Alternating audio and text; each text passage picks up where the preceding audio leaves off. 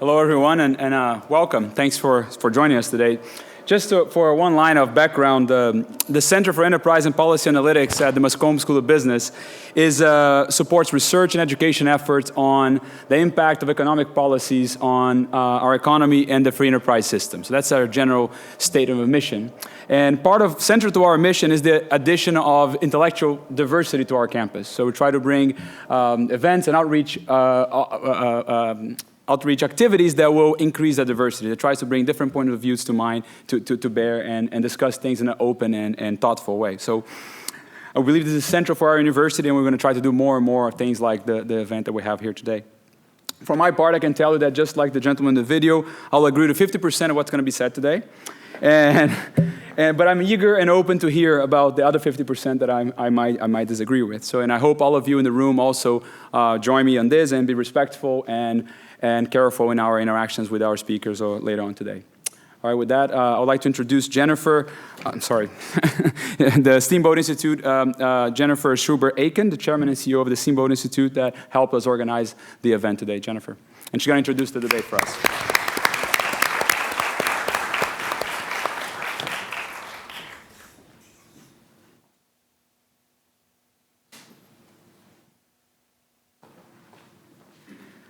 All right, well, good evening. Good to be in Longhorn country, coming down from the mountains up in Steamboat Springs. Hopefully you can hear me now. Thanks, Carlos and Mario. The Center for Enterprise and Policy Analytics has been great to work with in bringing this debate to you tonight. I'm going to just make some very brief opening remarks, and we're going to get on with the show. I was talking to my husband before I came over here. He's a UT Law grad, even though we live up in Colorado now. And I was saying, I'd like to open with something kind of funny, a little humor to open my remarks tonight. And he said, well, the only problem with telling a joke about socialism is that everyone has to get it. So, oh, come on. The crowd in Maryland thought that was funny last night, but okay. In the 11 years since our founding, the Steamboat Institute, which is based in Steamboat Springs, Colorado, has earned a nationwide reputation for offering high-quality programs which provide ordinary citizens like all of us with direct and personal access to our nation's leaders, whether it's in journalism, media, government, education, the entertainment industry, the military. We like to put people in direct and close contact with these leaders.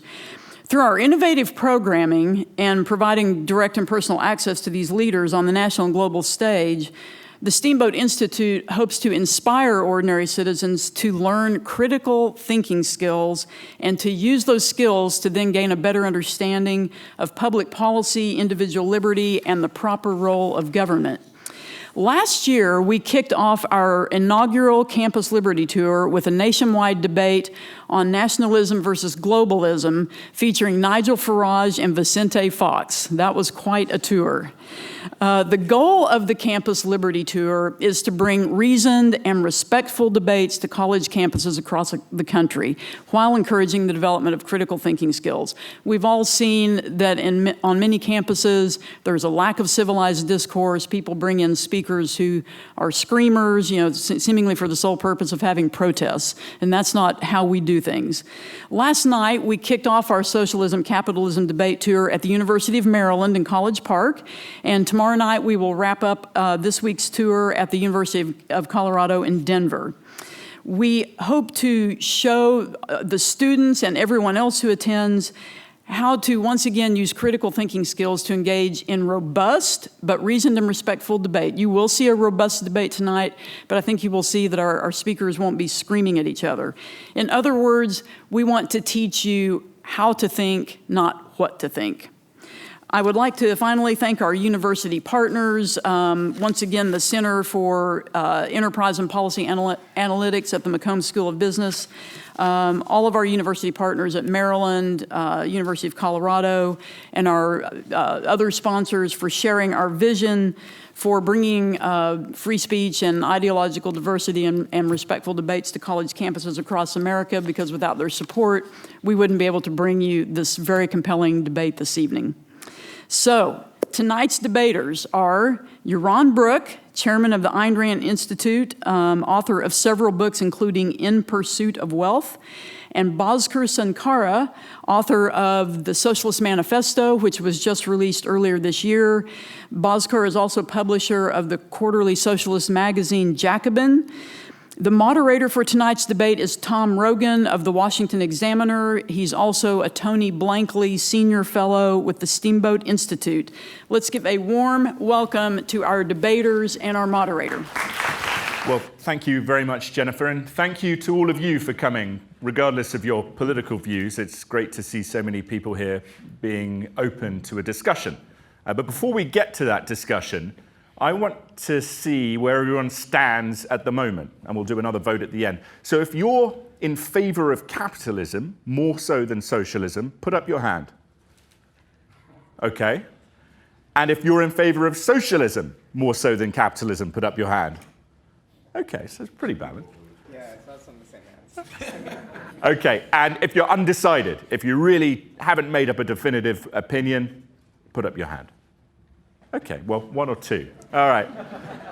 Well, let's get into it then. So, Yaron, do you want to start us off with your opening remarks? Are you going to stand or sit? You could, whatever you prefer. You can sit if you want. Whatever you prefer. I'll stand, and then, Okay. and then we'll It's sit not- later. yeah. Is this on? No. I think that just feeds into the camera. No, you might need that. Oh, wait. Oh. Do you need... All right, why don't you take my No, microphone? you don't have, you need another mic. You're not mic'd. Yeah, you can be heard. There we go. All right. I'll do this while you're... Okay. I hope everybody doesn't expect me to do this in rhyme after that video, because I'm not ready for that. It's great to be back in Texas. I forgot how hot it is. But other than that, it's always great to be in Austin. So when debating a social system, when debating something like what is better, capitalism or socialism, one first has to really define what is the standard for better. What does better actually mean? And my standard for better is individual human flourishing. How do we as individuals do in all the different social systems that are out there, socialism and capitalism being two of them? What system is best for individual human success, individual human flourishing, individual human happiness at the end of the day? Now, what leads to flourishing? What is required for individuals to be successful at life, at living? Well, what is it that makes us human? What is it that allows us to create values, to build a life, to make a life for ourselves, to pursue the values that are necessary for us to survive? What is it that allows us as human beings to actually survive? What makes it possible for us to have the things that we have around us? Well, first and foremost, what makes all of this possible is the use of our reason, the use of our mind. Our ability to have ideas. Ideas that often the majority of people don't agree with, don't like, offend them even. I mean, Galileo offended the church. Newton offended pretty much everybody. Uber still offends, particularly city council in Austin, although I guess they've resolved their dispute recently. Right? New ideas, new phenomena, always offend a majority of people. So what does human reason require in order to actually lead to a better life, in actually lead to individual human flourishing? What does reason, a means of survival as individual human beings, need in order to sustain us, in order to allow for human survival and flourishing? It needs freedom. It needs freedom. You need the freedom to think new thoughts, often offensive thoughts, and you need the freedom to act on those thoughts. So I'm for freedom.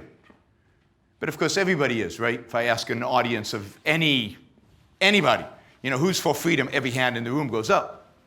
So, because we have to define our terms, and you'll see there'll be a disagreement between us about what freedom actually means.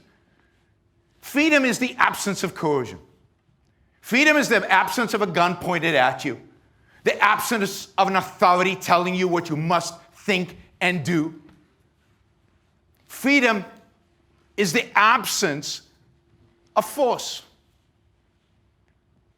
Freedom is the absence of force. It allows you to make choices, your choices. And as long as you're not using force against anybody else, you're free to pursue your values. The values that you believe, based on your judgment, based on your mind, lead you to a better life. That's what freedom means. And that's what capitalism is. Capitalism is a simple thing. It's a system that leaves individuals free to pursue their values based on their rational choices, based on their evaluation of what will lead them to a successful life. It's the system that says you can't use force. You can't force people to do what you want. Whether it's by majority or whether it's by an authority, force is out of the equation. We're going to limit the government. We're going to limit that institution that has a monopoly over the use of force to only using force in self-defense.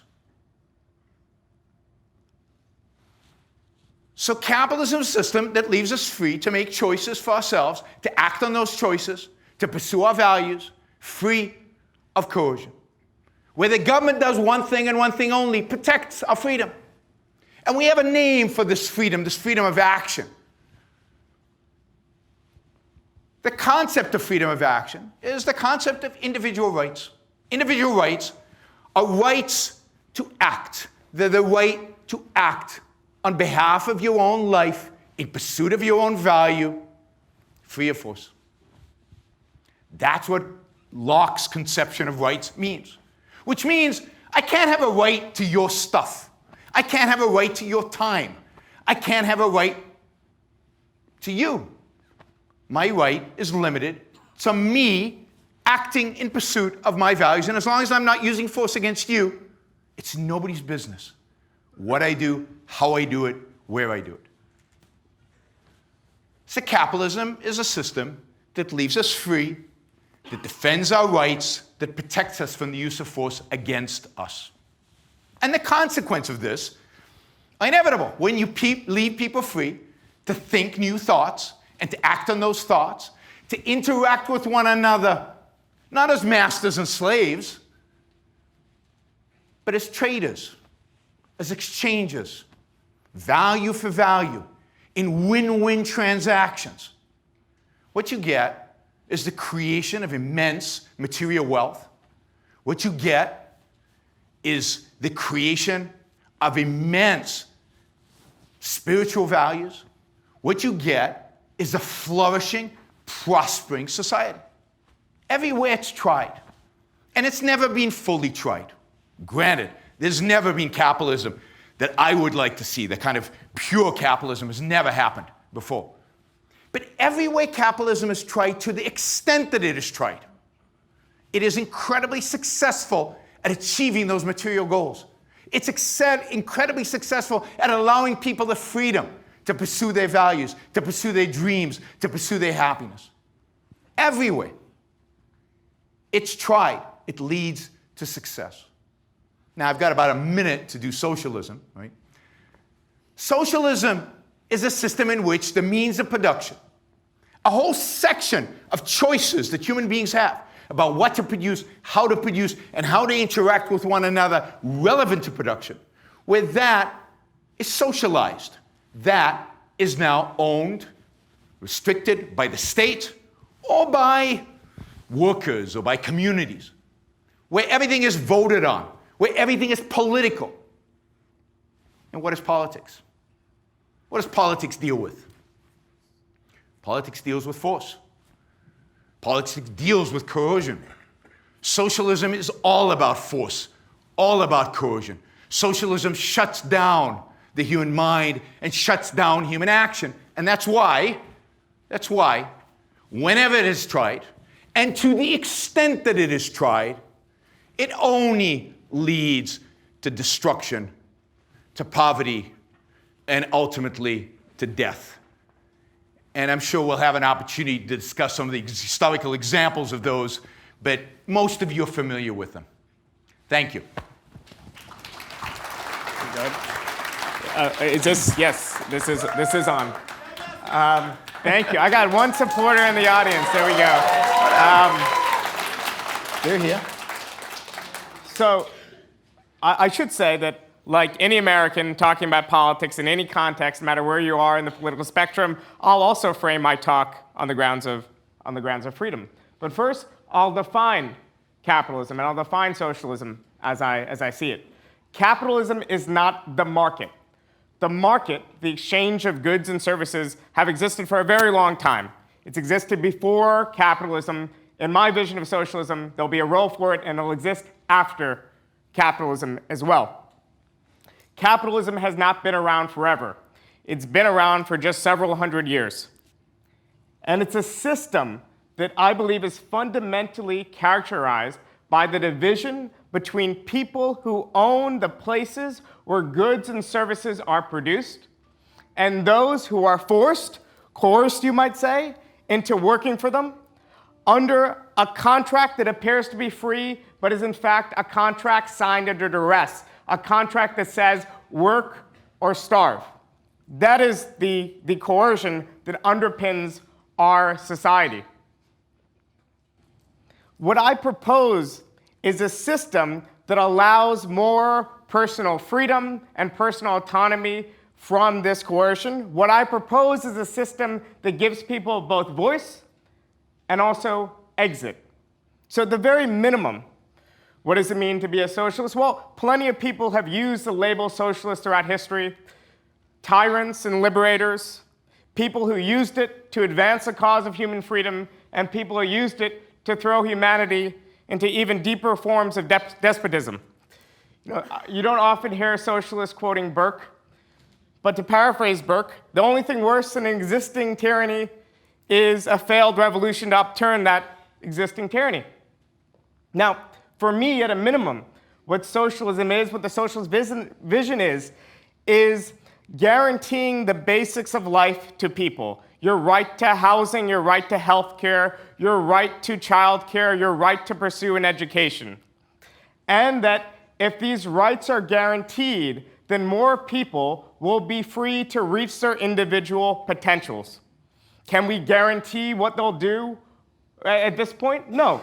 We can't guarantee some sort of crude egalitarianism where we all eat the same slice of bread, where we all have the same exact outcomes and even income and so on, but we can guarantee this bedrock of social rights that should be decommodified. In other words, taken out of the market and enjoyed as social rights. That's a whole layer of society that I will admit that I believe should be taken from the realm of profit and from the realm of markets and turned into social rights. Healthcare, for instance. I believe in the use, through democratic mandate, through a legislative process that would have judicial review and so on, of expropriating the healthcare industry.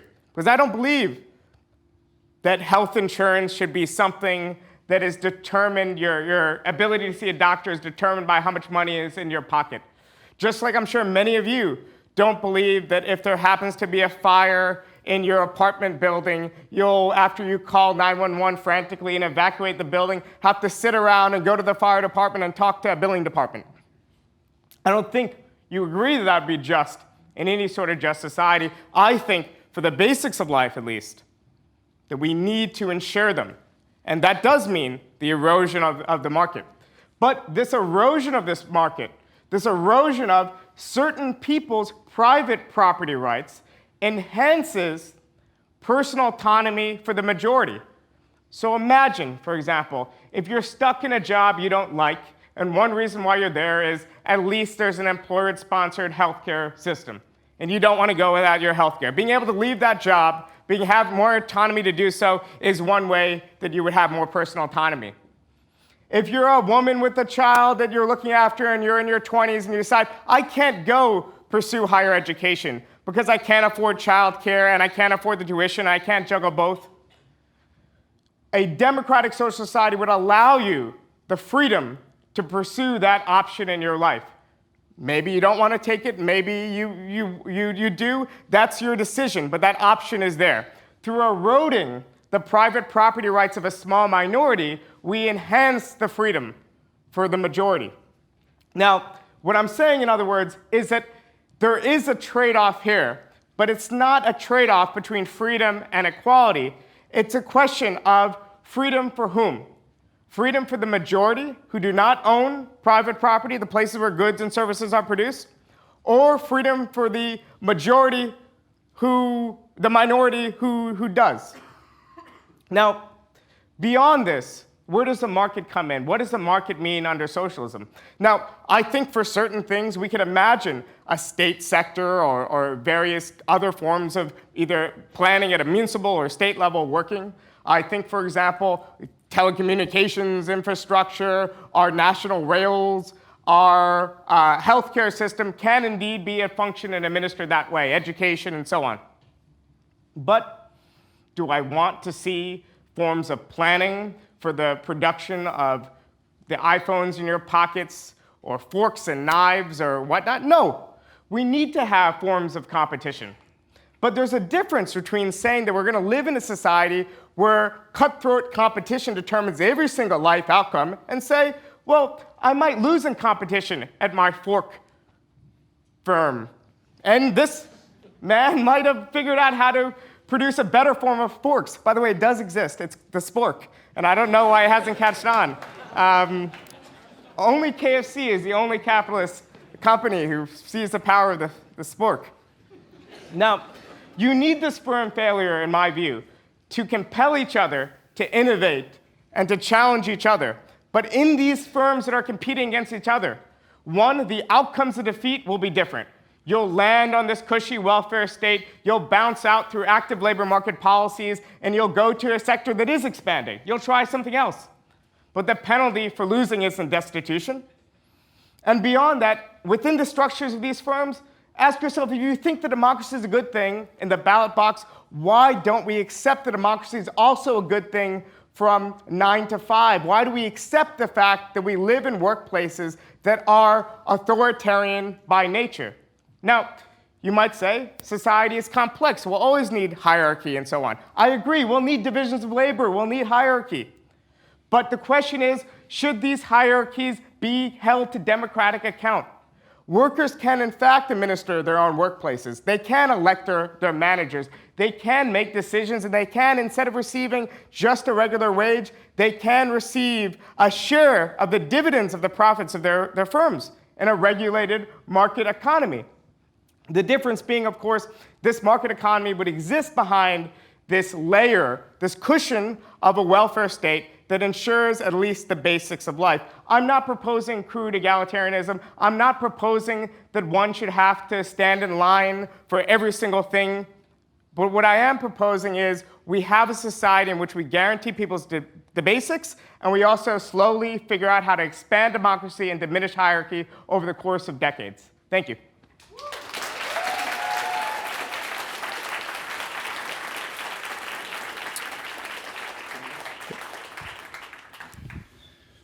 So how many of you think that workers would have voted Steve Jobs CEO of Apple? I mean, he was a jerk. Nobody would have voted him CEO of Apple. You don't get an iPhone if democracy determines a product and if democracy determines who the CEO is going to be.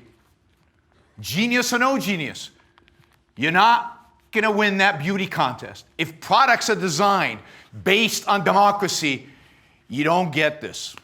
Doesn't happen. Never will happen, cannot happen. What socialists ignore is the role of the mind in production. Production is not an issue of muscle. It's not an issue of voting. Truth is not an issue of democracy. It's not an issue of how many people think a particular thought. Indeed, every innovation, as I said earlier, is offensive to the majority. The majority would never vote for it. So the idea that not only do we have to turn over our politics to majorities, bad enough given that the way they behave towards all of us, now we have to turn it over. Every single product, every single decision, every single wage, every aspect of our lives now gets determined by a vote. Everything is now about coercion. Everything now is about what size gang you can lobby to get on your side to vote for your favors. There's a simple principle about rights. We talked about, and hopefully we'll get into healthcare and these others later. The simple principle about rights. You cannot have a right to other people's stuff. If I make something, if I produce something, it's mine. And you can ask me for it. I might voluntarily help you and hand it to you. But you don't get to pull out a gun and take my stuff. We know that's called theft. And even if you vote for it, even if a majority vote for it, it's still theft. Democracy doesn't turn a vice into a virtue magically. So rights cannot include using your fist. Thanks. So, for capitalists, I think you have a strange vision of capitalism, where some magical, singular genius and innovator comes around with an idea and puts this idea into the world, and this idea becomes a product. No, the modern corporation is filled with bureaucracy. It's filled with meetings. It's filled with committees assigned to different tasks. And yes, Steve Jobs was probably a poor example because he's just a marketer. There's plenty of capitalists who accomplish great things. But they accomplish things in conjunction with others. Now, what I propose is taking this social form of production and instead of the spoils of this social form of production being distributed asocially, to distribute it more socially, to subject more things to democratic scrutiny. So in a socialist society, would there still be wage differentials? I would imagine so. People who are doing management work, who have more pressure and more authority, more responsibility, might indeed be elected and pay more. And what kind of elections will we have? Would it be every single day there's a new election, your boss gets reelected every day? No, we live in societies that are in large function representative democracies where people are elected to terms and we see results and so on. The modern corporation isn't so different than it's not a private little bodega or some sort of institution that's run by one or two people who oversee everything. At its core, it's already a social activity. The question is, why isn't it democratic? We've seen the extreme vision presented here. In the same way we saw the failures of authoritarian forms of socialism, of communism in the 20th century, we've seen the failures in the 19th century of what he's suggesting, which is a world without regulations, where a boss gets to decide who to employ, when to employ, on what conditions. We've seen this world too, and it hasn't worked.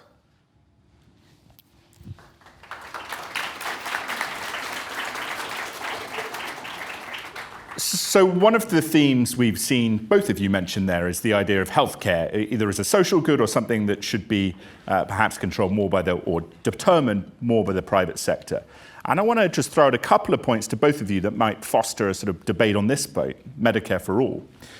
So Bhaskar, in the United Kingdom, in Europe, healthcare is provided free of charge largely, but pharmaceutical companies, the drugs that they produce, are provided at a far lower cost than in the United States, primarily because socialist governments or social democratic governments negotiate to that point. Is it fair to say, though, that American taxpayers are subsidizing that profit incentive and that absent, if the United States government was to prevent that export market, then those drugs would not exist? And then to Yaron, you suggest that socialism, in your opening remarks, ultimately ends up with death at its worst apex. Conservative parties across Europe, including in the United Kingdom, Boris Johnson, the new British Prime Minister, now promoting big investments in the socialist healthcare system. Does that throw a spanner in your argument that those conservatives say, actually, on this point, socialism is great? So, Bhaskar, do you want to start? Well, yeah, to start with, of course, drug companies invest in research and development. They're also forced in our system to invest huge sums of money into billing, into, beyond that, advertisement and other things where they wouldn't in a different sort of system.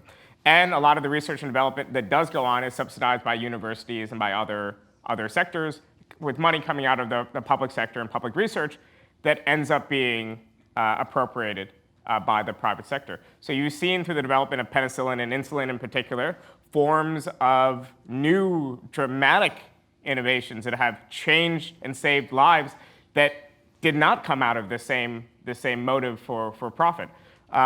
So I would say fundamentally there is a difference between, let's say, an NHS and what the prominent demand in the American left is for Medicare for All. Simply what we're saying is that the system that already covers a large portion of Americans be extended to cover all Americans, which will give us more bargaining power against these drug companies and against hospitals and other large billers, but that through this economy of scale, we'll have savings.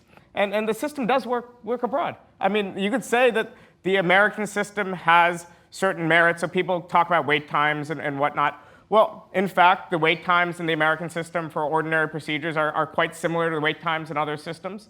And also, if that's going to be your main argument, you have to say, well, maybe your wait time would increase by a week if you cut 50 million people from who are underinsured or uninsured from the line.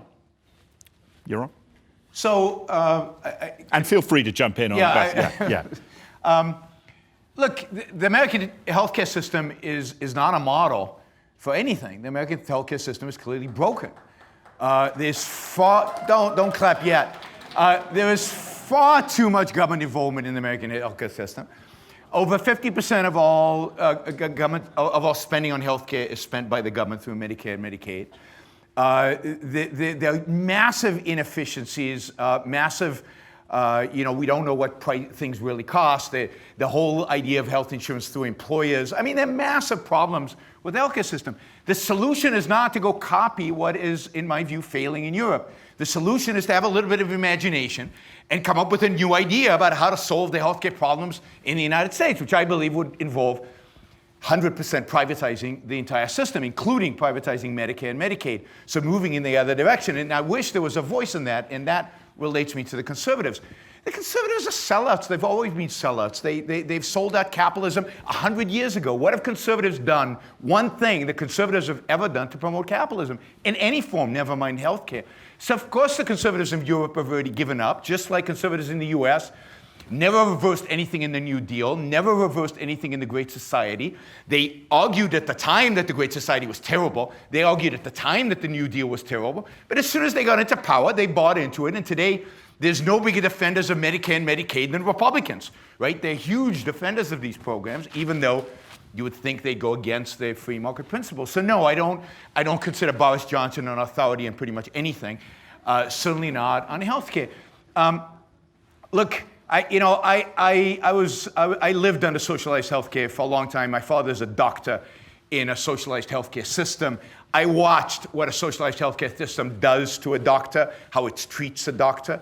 I know what it's like to get healthcare in a socialized system, and it sucks. That's a technical term. It's awful. It's not about 1 week more of wait time. It's about months more of waiting time. It's about inability to choose whether it's your doctor or whether it's your surgeon or whether it's the treatment that you have. I mean, the freedom we have in America, the freedom we have in spite of how awful the system is, it's still better than any place in the world by far if you have insurance, which most people, almost all Americans, have insurance. And the reason the people who don't have insurance is because of all those government regulations that make insurance so damn expensive. But the choices that we have are unimaginable in these other countries. The idea that you could actually get cancer and go online and do a little bit of research and choose whether to, what kind of treatment you want and who to see and what specialist, right? And in spite of all the horror stories about insurance companies, it's amazing what insurance companies will cover. I had back surgery a few years ago. I got 9 second opinions because I didn't want the surgery, right? All 9 agreed I needed the surgery, so I had it. 9 second opinions. I never heard from the insurance company saying, no, that's too many, we won't cover that. They covered every single one of those visits. Now, in Israel, where I come from, where my father's still a doctor, where he worked his butt off and never made any money from it, where he had to work during the day for pathetic salary and then had to work in a private practice in the evening to somehow make a little bit of money to survive a middle-class life, which for a doctor was difficult, right? I mean, in Israel, you're told what treatment you're going to get.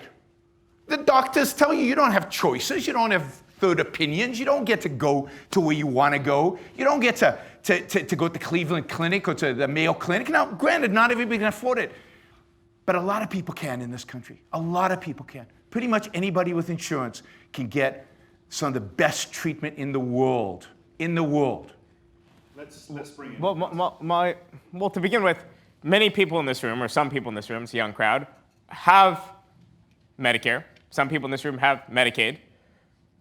Are you not able to see your doctor? Are you not able to decide who you want to see? As far as wages for doctors, well, in fact, in the current system in the US, we subject people, especially people doing internal medicine and preventative care, to a tremendous amount of stress, tremendous amount of risk of liability, and so on and so on. And I think these people will actually get paid more if we had a simple Medicare for all system and we cut the administrative, bureaucratic bloat of billing away. Now, certain specialists, I think the wages of certain specialists would go down. I think the primary interactions that people have with their doctors, our ability to ensure certain outcomes like infant mortality rates going down, to ensure access to our weakest, most vulnerable citizens having regular checkups, a broader metrics of our health as society would increase. I mean, this is the one case where there's ample empirical evidence in every single other major country on earth that a system exists and that it has stronger health outcomes. Now, we could talk anecdotally about the Mayo Clinic and certain of our most prestigious institutions and the funding that those institutions have. Or we could talk about baseline health indicators and outcomes. And I think that health indicators and outcomes are stronger in other countries. And I do think, again, this is a key thing, there's no one that's going to come to your door and say, you are now assigned in tenement block A to Dr. B down the street, and you don't have a choice about it. Actually, that's how dental coverage kind of works if you have PPO in this country, and the way it is. But the freedom of choice will exist because it exists for people with Medicare today. And what we're proposing is not a new system, but an extension of Medicare.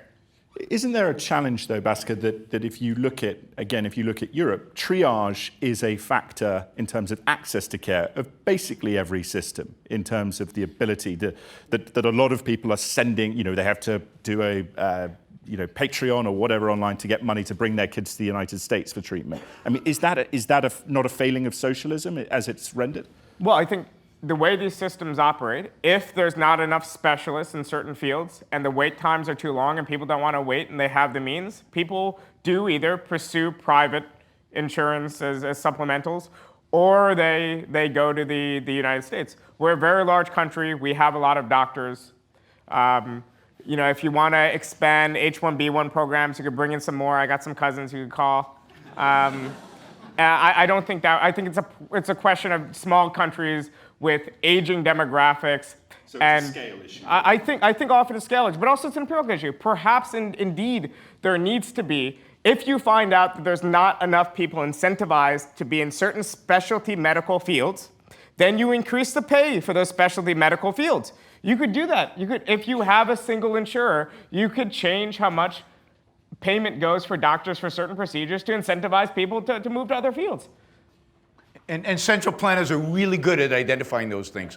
They're phenomenal. They've been incredibly successful. Notice how many doctors, and you might know some, I certainly know some, are dropping Medicare and dropping Medicaid because they can't survive treating Medicare and Medicaid patients because they pay so little. So what you're doing is, if we shift it to a Medicare Fall, you shrink the number of doctors, then the kind of treatment that you would get would become standardized treatment. Doctors would not have the kind of options that they have today to use their own mind, to figure out the best treatments, to experiment, to innovate. There's a reason why, as you said, people triage in order to come. My father, if he had a patient who could afford it, would put him on a plane and was sick enough, as good as the medical system in Israel is, would put him on a plane and bring him to the United States because it's just that much better over here.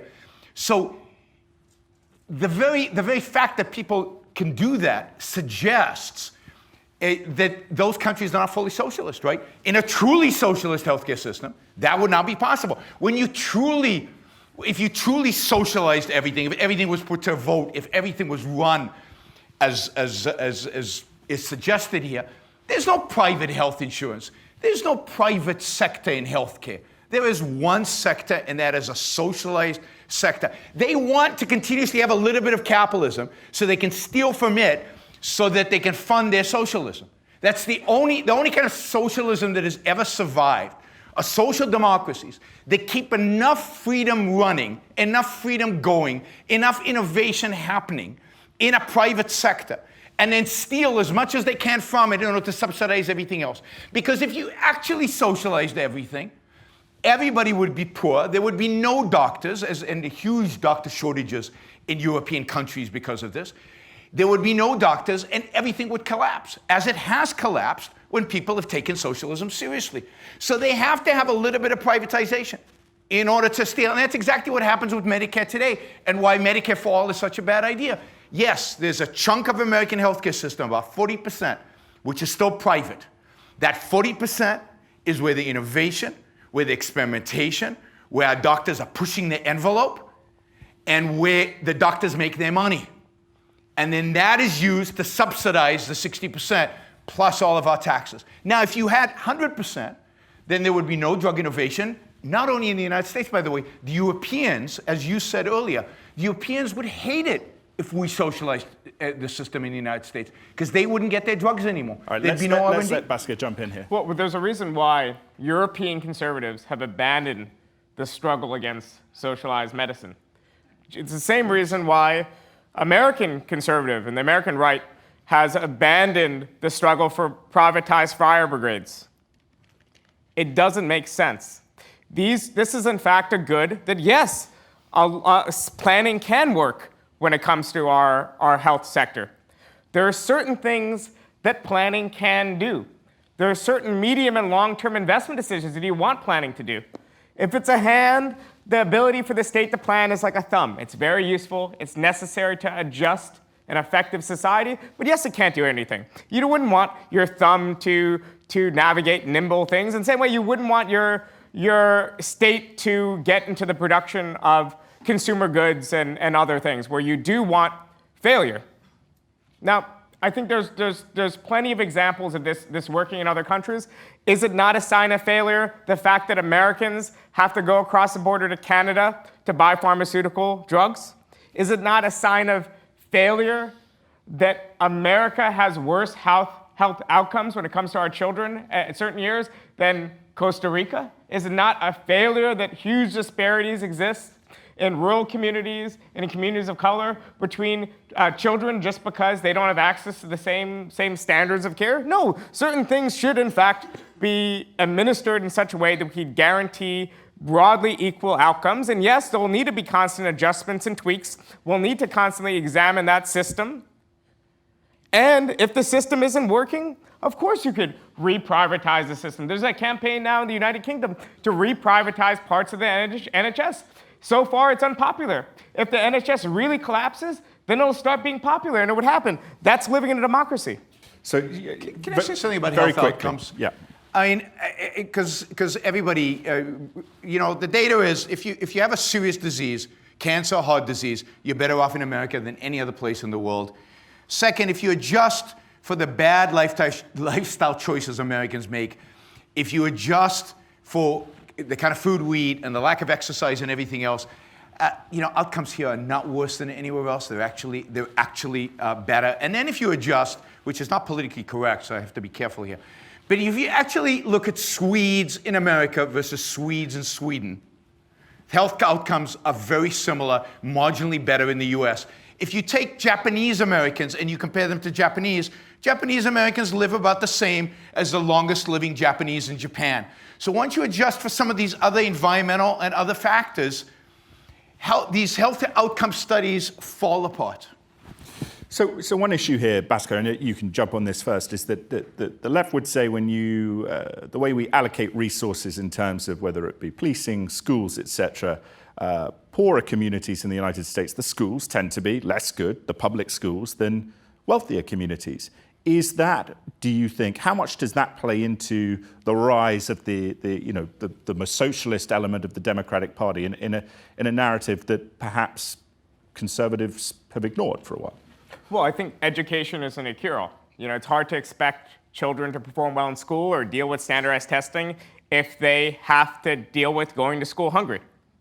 And in fact, the way we fund our school districts in America, we do have a social democracy in America in little bits and pieces, but it's exclusionary and it's funded largely through property taxes. Within 2 years of coming to this country, my father asked a stranger, he was living around Newark, New Jersey, he said, the schools are terrible here, I want to educate my children better, where should I go? The next day, he looked in the penny saver and he moved us to Westchester County. He found a place to rent, so he was able to access the good school district for his kids. And I guess the property taxes were kind of embedded in the rent he was paying the landlord, but it was a good kind of way around. I think that, in fact, the types of schools that we have in our suburbs could, in fact, be the schools that we have elsewhere if we ensure that working class communities, rural communities, communities of color especially, all have access to decent jobs, a bedrock of security, a safe environment to put their kids in well-funded schools. And when it comes to the lifestyle choices, so-called, of the American people, sometimes we make this seem like this is purely a cultural phenomenon. Well, in fact, we work longer hours than most people around the world. We have a tremendous amount of stress. We have debt. It's more expensive and difficult to see a doctor. It's difficult when you're working until 6 o'clock to make sure that your kid is out running around from the end of school at 3 to 6. A lot of the choices that we make are in fact foisted upon us by our conditions. And we're pumped just excess garbage from the agricultural system. And some of this is rooted in subsidies, I'm sure you would oppose as well, that we feed our kids crap in school, too. And this isn't just a point of pride and culture. Yaron, should government centrally allocate, because of that property tax issue, centrally allocate school funding? No, again, anything the government touches, we get lousy products. So the government has 60% of the healthcare system. That's where all the problems are. The government is the owner, funder, and proprietor of the entire educational system in the United States, or a big chunk of that educational system, and we get a lousy product as a consequence of that. And we get a very expensive product. You might make these arguments about money and stuff, but look, in the city of Chicago, in the inner city of Chicago, it costs the city of Chicago $15,000 to educate one child. Now, educate is a loaded word because all those schools are basically places where they house these kids during the day because they don't educate them. There's no education that goes on there. Now, I'm not a big fan of Catholic education, but the fact is the Catholic schools exist in those same neighborhoods in Chicago, where the Catholic diocese spends $7,500 educating one kid, and outcomes are far superior at half the price. So the issue here is not money.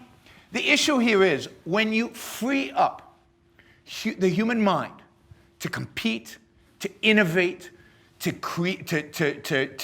progress, that's when you get great products and great outcomes. I would like to see, I'll end with this, I know we're limited.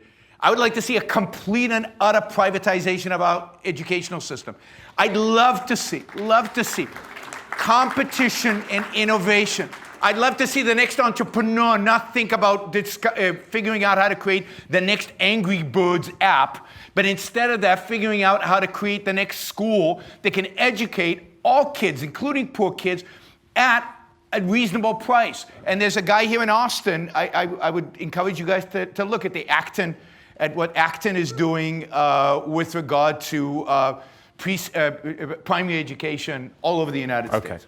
Bhaskar, you can jump in here, but while Bhaskar's doing his concluding remark, we're going to have some questions, and I think we're going to be lining up over here. So if you have a question, if you get in this aisle here and line up, then we'll come to you. But Bhaskar, do you want to respond to that? I must say, this has been an easy debate for a socialist. No one has asked, I haven't been asked about the Soviet Union. I haven't been asked about any of the horrors and hardships of collectivized farming. And by the way, these are things that I document in my book that I do think were failures of this authoritarian system. What we've talked about is healthcare and public education, two things that the state has consistently done well in major countries across the world. Now, when it comes to certain of the facts that you laid out, I can't verify off the top of my head his figures, but let's say when it comes to who's going to Catholic schools, well, people whose parents have selected and decided to take them to Catholic schools. So even if they're also poor kids, they're kids that have that level of parental involvement and a different environment. There's all sorts of other measures, but public schools work. I think you're a product of public schooling in Israel. I am too. Okay. Maybe it's not working, but there's so many it works for issues other here. people. Yes, sorry to interrupt. We have so many questioners though. If you can keep your questions very tight, 5 seconds, no speeches, please. Otherwise, I'll tell you to shut up. I'll try and do that. But my question is directed at both of them, and I think it's something they could possibly agree on.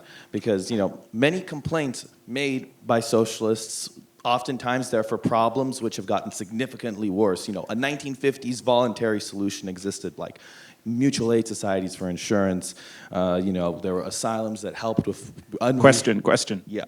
There were extended families. How can you argue for basically what might be failures of the welfare state that we could possibly fix by just undoing some regulation? And is there some common ground that could be explored in a volunteerist way between socialists and free marketers? And let's get Bhaskar to do this one, because then we can go through. And let's Should we take 3, maybe? Just so that... Well, we'll do as many as we can. Just quick answers. No, should we take a stack of 3 in a row and then respond? No? Okay. Sorry. Well, let's do one at a time. We'll do one. I mean, I'll respond quickly. I mean, under capitalism, the beauty under capitalism is I don't tell you how to live. If you want to go and start a commune, and from each according to his ability, from each according to his ability, to each according to his need, and go and do that and live a pathetic, miserable life in your commune, that's great. Nobody is going to stop you from doing that. So you can experiment under capitalism. Under socialism, you have no options. You are told exactly what to do. Whatever the majority votes, that's what you have to do. It's authoritarian by nature. Well, I think the common ground between people more libertarian leading and democratic socialists is that we are broadly kind of free speech absolutists. I obviously, besides for direct incitements to violence, I think you should be able to say whatever you want without state interference. And I think there's a bedrock of personal rights that we need to preserve in this country. So I think that's a point of common ground. Hi. I was an intern at the Cato Institute, so I understand where you're coming from. But here's the question. What if anthropogenic global warming is true? Yaron? What if global... So I think just hypothetically. Then we should use the best minds available to figure out a solution to it. But I'll tell you what the solution cannot be. The solution cannot be to stop using fossil fuels tomorrow. That is insanity. That is the destruction of all human life. So what you're actually doing is you're bringing out about the disaster faster by stopping using fossil fuels. And the idea that I don't know, windmills and the sun is going to solve that problem is absurd. Let's get, at MIT, they're working on something that sucks CO2 out of the atmosphere and all kinds of other things.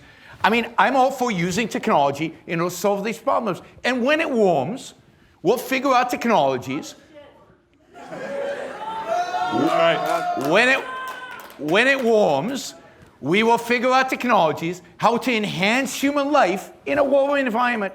We've achieved greater things. All right. As a race. Let's get. I mean, obviously, the global warming debate is one based on interpretations of science, so we're probably not going to resolve that here. I'm willing to accept that. Let's go to the next question. I've always been pretty amazed by the fact that the United States government created the internet and actually the technology that's in the iPhone. If you read Maria Mazzucato's book, the technology in the iPhone came from the United States military sector. Yep. Question. So how do you respond to the idea that the U.S. government can't create anything when they created the internet and the iPhone, or the technology in the iPhone? Yeah, why don't you go? Yeah, so I think this actually relates to the other question where corporations, businesses, firms, whether structured in any way, can be very good at making these short-term decisions, but it's guaranteed by this short-termism. And for something like global warming, we need medium and long-term investment and degrees of planning, which does not exist currently at the level that it should in our society. There's all sorts of decisions that are being made by government, but even within capitalism, through the use of carrots and sticks, a state can shape development outcomes. You could look as a corollary what happened like even Taiwan, South Korea, these other development states. I think we need a similar program of fostering our renewable sector through carrots and sticks. Now, nobody, by the way, proposes getting rid of stop using fossil fuels tomorrow. A number of the people here did. No. The point is you transition away from it by speeding up the point at which the market can take over, if there is a point. Right now, it's not logical to invest in renewables. Even nuclear power, which is effective and a clean option despite all the problems with it, requires huge amounts of state investment and whatnot. It's cheaper to dig up coal. Yeah, let's get to the next question.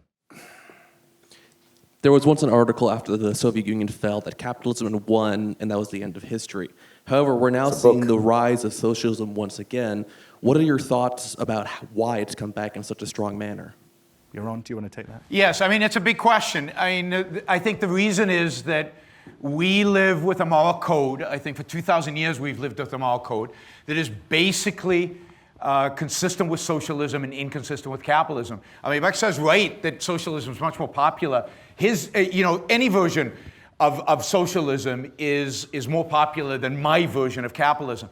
I'm in the minority because I believe that to embrace the kind of capitalism that I'm talking about, we have to challenge very fundamental beliefs about the purpose of life and about morality. I believe that capitalism can only stand on a foundation of self-interest, of individual self-interest, on the morality of individuals pursuing their own happiness. And yet, at least since the rise of Christianity, the dominant moral view has been that individual sacrifice is the moral purpose of life, that the purpose is other people's well-being, not your own. That has been secularized, was secularized in the 19th century by primarily German philosophers, but a number of German philosophers, and then completely secularized by socialism by Marx. I mean, Marx basically secularized Christianity and turned, the whole Marxist system is basically the application of a Christian morality in a secular world. It's about sacrifice. It's about the negation of the individual. It's about the negation of the individual's pursuit of his own happiness, which I view as the essence of morality. That's negated. So socialism is more consistent with what people believe is right and good. Hey, so at the core of the debate in the video, which I wrote with Marshall Walker Lee here, is that Mises poses to Marx, and that he wrote in 1920, was this question of calculation. Let's assume that the planners are wonderful Christians. How are they going to decide which aspects of production to use in which lines? Should we have more bread? Should we have what kinds of bread, where, how, in what amount? Bhaskar talked about, well, let's collectivize just the things we need, just the basics. In each country that socialism has been executed, they've collectivized farming to horrible effect. I would argue food is more important than health. Let's get Bhaskar in this. Why can't we get food right, centrally planned? Well, I mean, you have the right to access nutrition, which in this country, for example, exists through a food stamp program, which is essentially the injection of some public dollars into a system that is still run by along market means.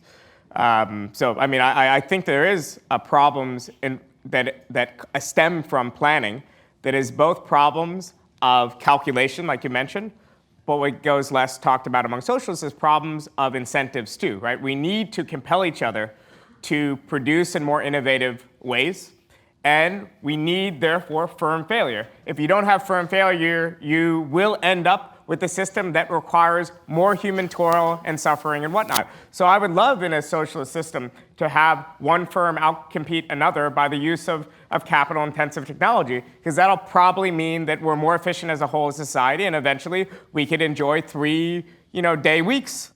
Yep. Okay. And there's the British book, isn't there, from Yaron, Aaron Bastani. Bastani. Yeah. Okay. Sir? Yes. First of all, thank you all. We really appreciate what you all are doing up there. It's very interesting.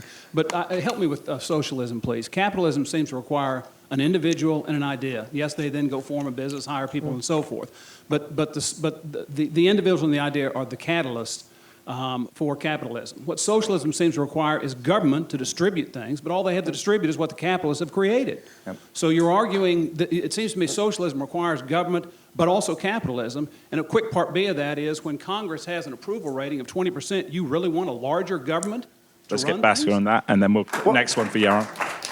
Well, I should say that the composition of Congress is all but 2 or 3 people of them are self-avowed capitalists. So what I would say is that we, of course, in our society, yes, the welfare state is dependent on the taxation of profitable firms.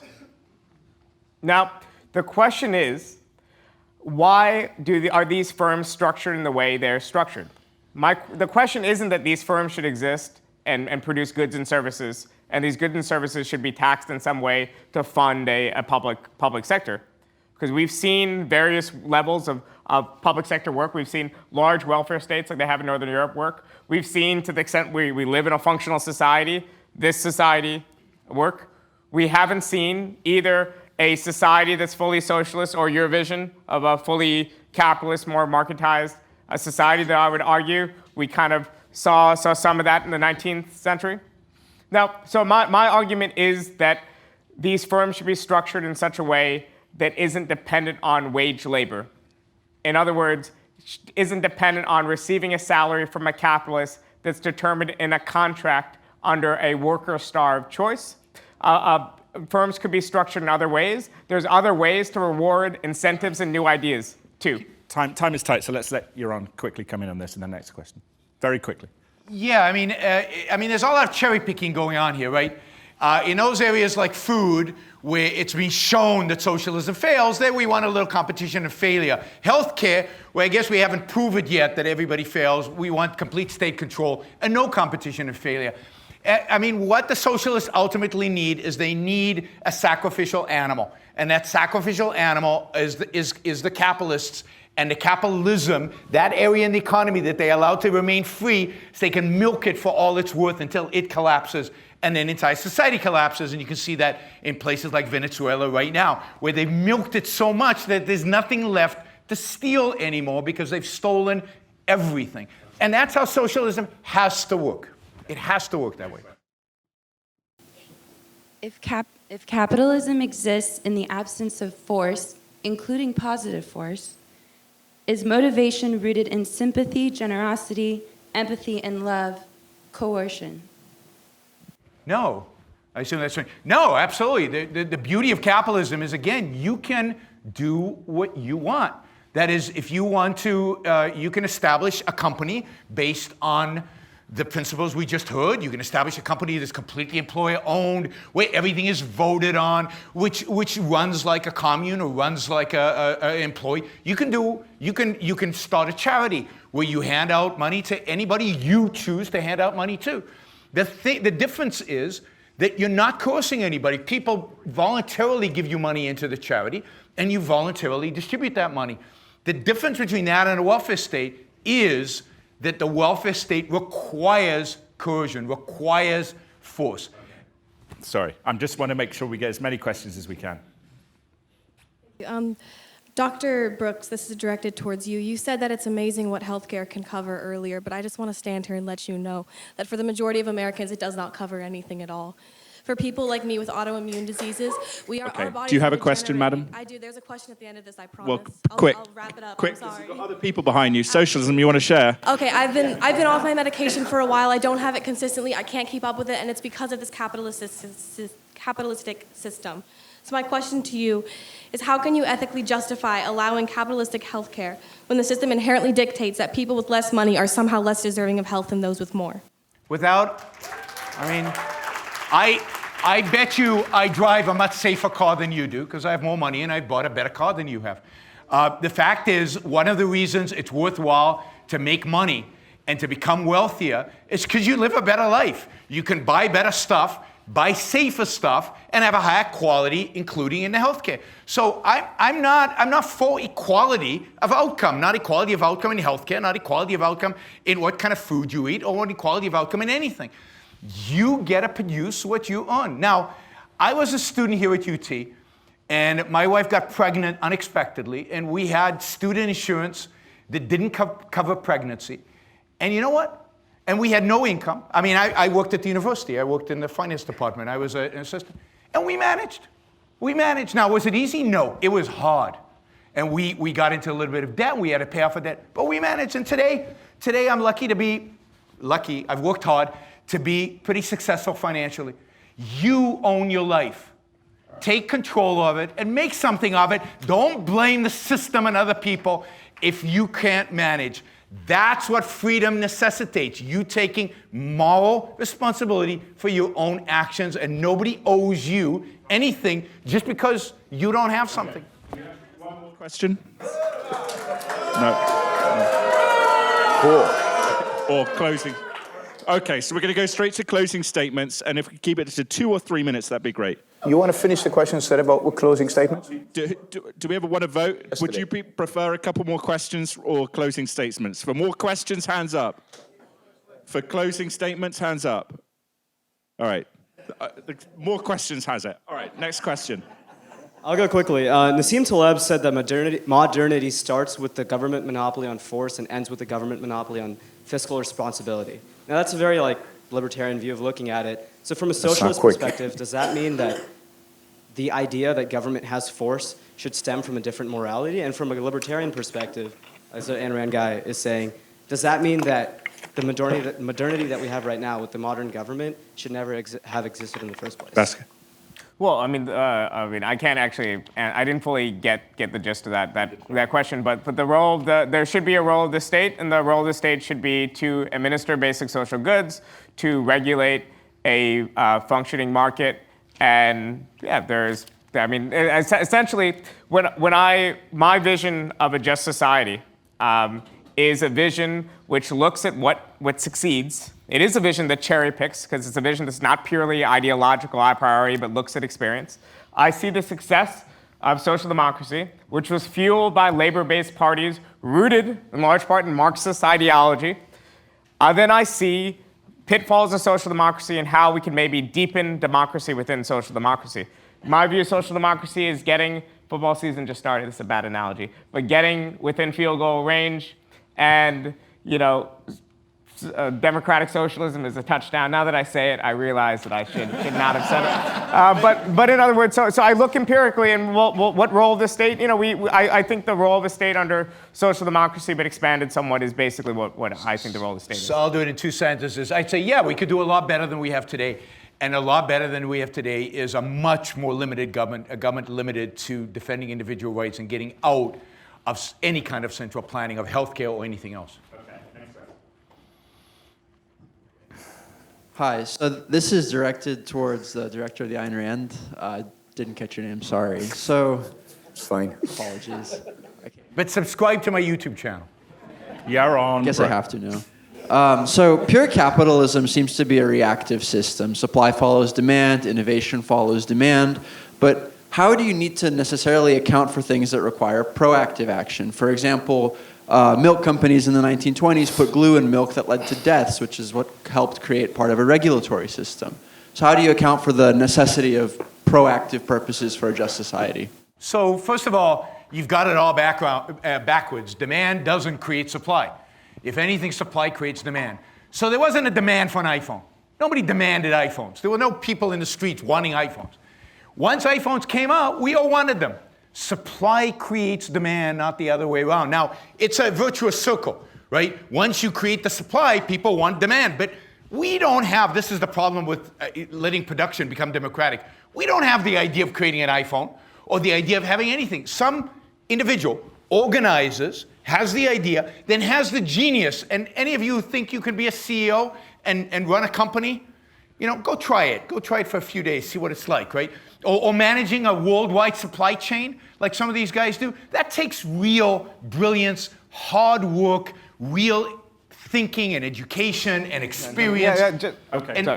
Somebody has to produce this stuff. But you don't just reallocate Just to jump in, there was a market for phones, there was a market for computers. And look, you're going to put a computer in your pocket and it works as a phone. Of course, there are existing markets. And as far as planning things, yes, I actually have run multiple publications and other things in my life. And it requires a lot of planning. You don't know what the market is. You have projections. You decide how much of something to make before it goes to market. There's plenty of it just... Nobody's arguing against planning. Well, okay. Well, it was just illogical. All right. Next question.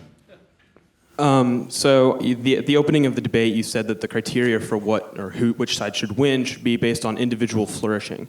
But it kind of got left out of the debate. It was brought up that, within the world of jobs, the world of capitalism, from the get-go, our only thing that we can choose is to work or to starve, is to do something within the horizon that capitalism provides us where we make money rather than something of true creativity per se. And then I could also bring up how, technology only advances with culture, question. movies being remade, et cetera.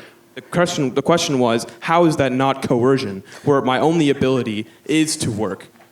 There is... I mean, it's funny. It's funny that we live in such a, I guess, a wealthy society that you think that you should just deserve to do whatever the hell you want, and other people should work hard to pay for you. I mean, so you want to tax people who work so that you can do your hobbies. No, you want to do your hobby, work, and then do your hobby. But you have to earn your own survival. You are not born guaranteed anything. You have to earn it. You have to make it. So that is not coercion. That is a metaphysical fact of life, that as human beings, we have to go out there and produce, make something, do something in order to feed ourselves. So in olden times, you had to go out and work in the fields.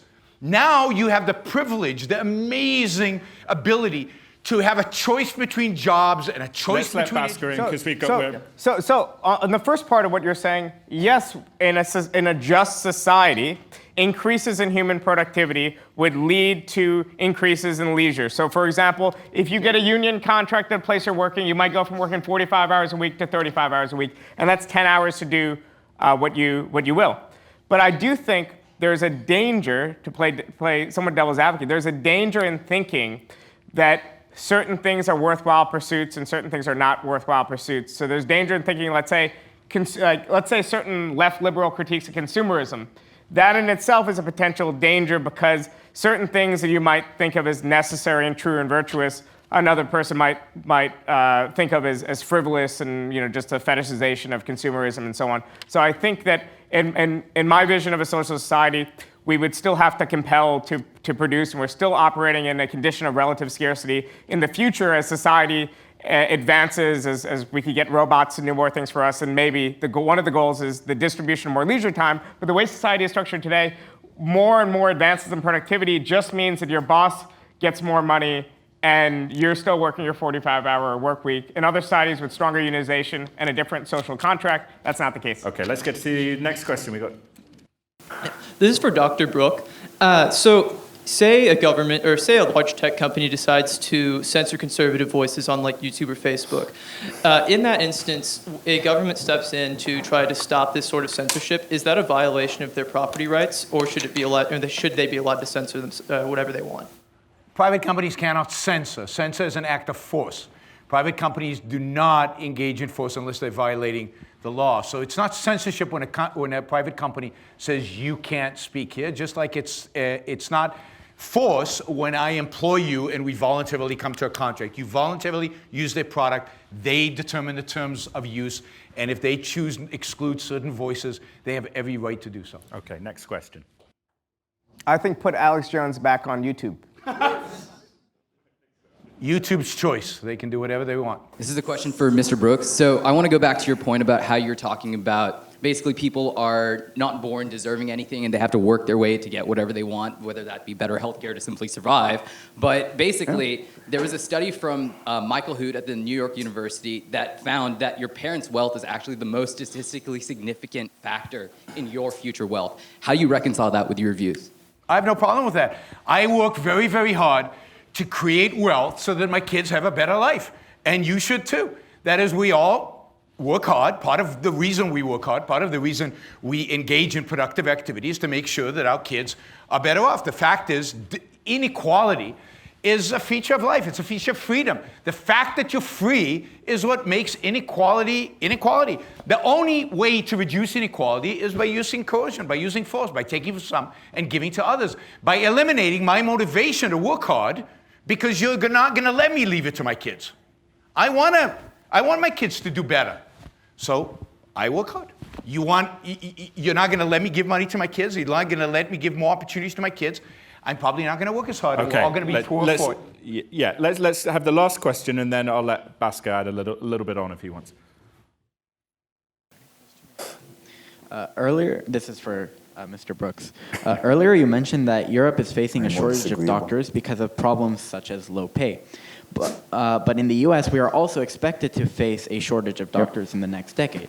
So how do you reconcile? Well, it's the same phenomena. Again, as the government has increased its involvement in healthcare, and as salaries of doctors, and you can see this, particularly not specialists, but particularly family doctors are making less money, there are fewer of them, and that market is shrinking. So the number of people going into medicine, because it's become a less lucrative, more bureaucratic, more government-run system, the fewer people are entering healthcare. And I worry also about the quality of people who enter healthcare. I think it's the less ambitious, the less motivated people, the people who want to be bureaucrats in a government system are now entering the healthcare space instead of what we used to have, which was a flood of people entering medical school. Plus, you've got a whole system of certification and regulation that limits the number of doctors, because the people who are already doctors have an incentive to keep the number of doctors, to keep scarcity so that they can charge higher prices. Bhaskar, do you want to Freedom solves all those problems. By the way, those are, a lot of those are just professional associations and not state. So like the Bar Association and whatnot obviously is enshrined in relationship to the state, but it's fundamentally a thing that exists in civil society.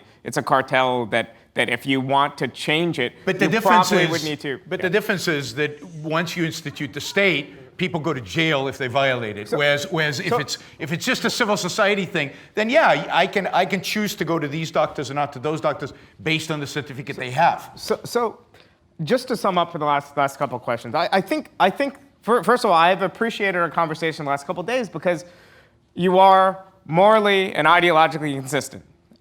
And I think that counts for something. It's very clear what he's saying.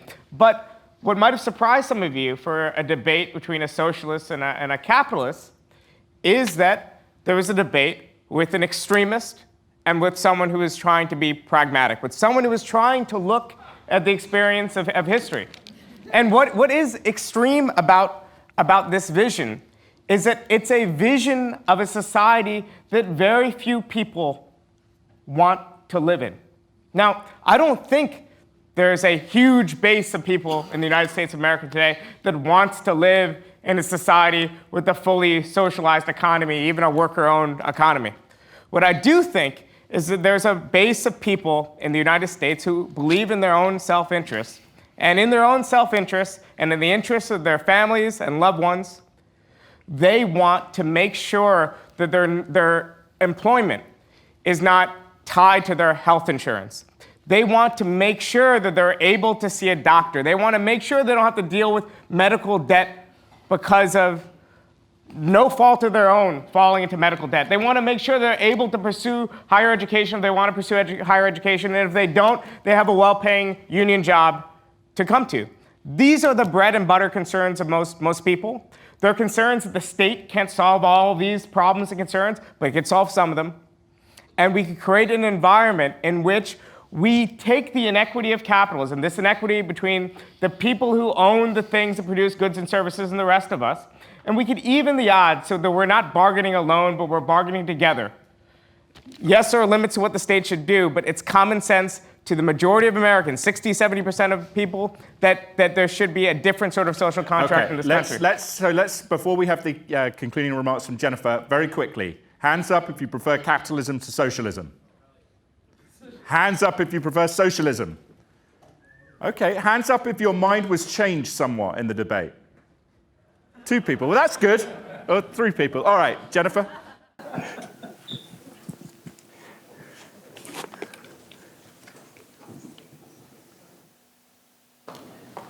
How about a huge round of applause for our debaters and moderator? You did a tremendous job. Great debate, gentlemen. I would just like to thank the Center for Enterprise and Policy Analytics, Carlos, Mario, really appreciate your support. I want to remind you, if you enjoyed this debate, the Steamboat Institute is a nonprofit, nonpartisan educational organization. We depend on the support of people like you to put on these programs. So we would love to come back to UT, love to have your support. Pick up some of our materials on your way out the door. Follow us on Facebook, Twitter, and Instagram. We would appreciate your communicating about tonight's event. The video of tonight's event will be posted at steamboatinstitute.org. Thank you for coming, and enjoy the rest of your evening.